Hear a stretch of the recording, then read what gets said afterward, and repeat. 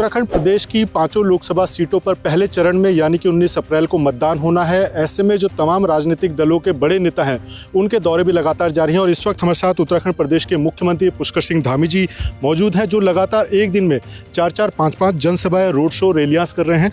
वो इस सर पहले दिन से आपने कमान संभाली हो, जिस तरह से हम देख रहे हैं लगातार एक दिन में 3-3, 4-4 रैली हो रही हैं, किस तरह से जनता का आपको अनुभव हो रहा है, क्या कुछ फीडबैक मिल रहा है? देखिए, इस बार का चुनाव थोड़ा अलग चुनाव है। इस बार लोग मोदी जी को तीसरी बार प्रधानमंत्री बनाने के लिए स्वयं मैदान में हैं और मैं पूरे प्रदेश के अंदर अनेक स्थानों पर गया हूँ, सीमांत क्षेत्रों में भी गया हूँ, दूरस्थ क्षेत्रों में भी मैंने देखा है कि लोगों में एक अपार उत्साह है मतदान को लेकर और मोदी जी को वोट देने के लिए। सर, 5 लोकसभा सीटों पर तीसरी बार हैट्रिक की तैयारी है, किस तरह से आप लोगों की तैयारी और ग्राउंड जीरो पर आप लगातार जा रहे हैं, क्या कुछ? ये हमारे यहाँ पूरी तैयारी पहले से ही है। सारे संगठन के लोग काम कर रहे हैं, नीचे तक बूथ अध्यक्ष, हमारे पन्ना प्रमुख, सारे संगठनों की रचना पहले हो चुकी है, हमारे सारे कार्यक्रम हो चुके हैं।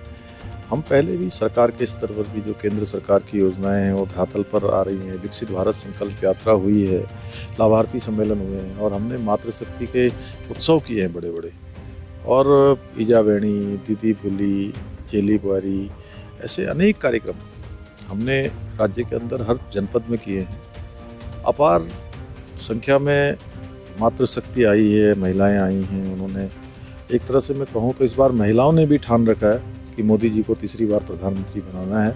उत्तराखंड की 5 सीटें यहाँ भारी बहुमत से भाजपा को जिताना है। सर, महिलाओं का वोट काफ़ी महत्वपूर्ण हो जाता है और लगभग जैसा हमने देखा पिछले कम से कम 1 से 2 महीने पहले से महिलाओं के बीच जा रहे हैं, लगातार उनकी बातचीत, उनकी समस्या, उनके जो आत्मनिर्भर बनने के काम है उसमें भी आप इन्वॉल्व हो रहे हैं, वो किस तरह से?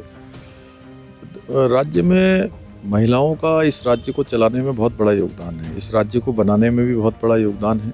इसलिए मातृशक्ति आज स्वयं सहायता समूह चला रही हैं, स्थानीय जो लोकल हमारे उत्पाद बना रही है, वोकल फॉर लोकल के मंत्र को साकार कर रही हैं, अच्छे उत्पाद बना रही हैं। उनके लिए हम इस दीपावली में सशक्त उत्सव बहना योजना लेकर आए और ये योजना ने उनको एक स्थान दिया है।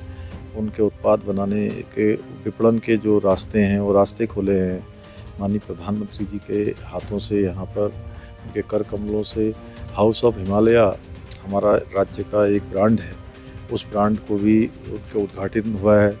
उससे भी महिलाओं को जो उत्पाद बना रही हैं एक बड़ा बाजार मिलेगा देश और विदेश के अंदर।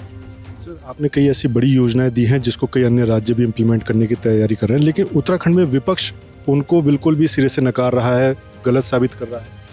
देखिए, विपक्ष के पास कोई मुद्दा नहीं है, विपक्ष मुद्दा विहीन है और वो भी मानते हैं कि हमने यूसीसी लगाया है तो पूरे उत्तराखंड का गौरव बढ़ा है, हमने नकल विरोधी कानून यहाँ बनाया है तो पूरे राज्य के नौजवान युवाओं के लिए एक विश्वास लौटाने का काम हुआ है। भर्तियाँ पारदर्शिता तरीक़ा से नकल विहीन होनी शुरू हुई हैं। सरकारी नौकरी में मातृशक्ति का, महिलाओं का 30% आरक्षण सुनिश्चित किया है। इसी प्रकार से हमने धर्मांतरण का विधेयक हम लाए हैं, दंगा निरोधी विधेयक भी लाए हैं जिससे कि दंगा न हो, किसी प्रकार की आगजनी न हो, लूटपाट न हो, सरकारी संपत्ति, निजी संपत्तियों का नुकसान न हो। तो इस प्रकार से हमने अनेकों काम किए हैं और अतिक्रमण के खिलाफ भी बड़ा अभियान हमने यहाँ चलाया है। साथ में हमने इन्वेस्टर ग्लोबल समिट किया है, G20 की बैठकें की हैं। तो ये सब सारे मुद्दे उत्तराखंड की जनता भली भांति जानती है। डबल इंजन की सरकार के कारण से ये सब संभव हुआ है। 4 धाम ऑल वेदर रोडें बनी हैं, कोई केदारनाथ पुनर्निर्माण का काम तेज़ी से आगे बढ़ा है, बद्रीनाथ का मास्टर प्लान बना है, 4 धाम के साथ साथ मानस खंड की भी जो है विस्तार की योजना बनी है। आदि कैलाश माननीय प्रधानमंत्री जी आए, माणा गांव में प्रधानमंत्री जी आए, उन्होंने निश्चित रूप से उत्तराखंड के प्रति उनका अपना एक जो लगाव है, उनके हृदय में उत्तराखंड बसता है, इसलिए सारे उत्तराखंडियों के हृदय में भी प्रधानमंत्री जी रहते हैं। चलते चलते एक चीज़ और पूछना चाहूँगा, कांग्रेस ने आज अपना मैनिफेस्टो घोषित कर दिया है और उसमें तमाम बातें की हैं, जिसमें अगर उत्तराखंड के परिप्रेक्ष्य में बात की जाए तो पहाड़ों में होते भूस्खलन को लेकर एक संस्था बनाने की बात कही गई है। साथ ही अग्निवीर योजना को पूरी तरह से समाप्त करेंगे, 1 नेशन 1 इलेक्शन समाप्त कर देंगे और एक जो बुलडोजर व्यवस्था बनाई गई है उस पर भी रोक लगाने की बात। देखिए, कांग्रेस ने देश में हमेशा तुष्टीकरण किया है। इस देश की आज़ादी के बाद 60 सालों तक कांग्रेसी पार्टी का शासन रहा है, उत्तराखंड में भी उनका शासन रहा है। इसलिए उत्तराखंड की जनता जानती है कि ये मैनिफेस्टो केवल और केवल चुनाव का मैनिफेस्टो है।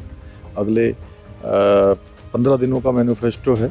उसके बाद न उनको याद रहने वाला है, न किसी को याद दिलाने के लिए वो मैनिफेस्टो लाए हुए हैं।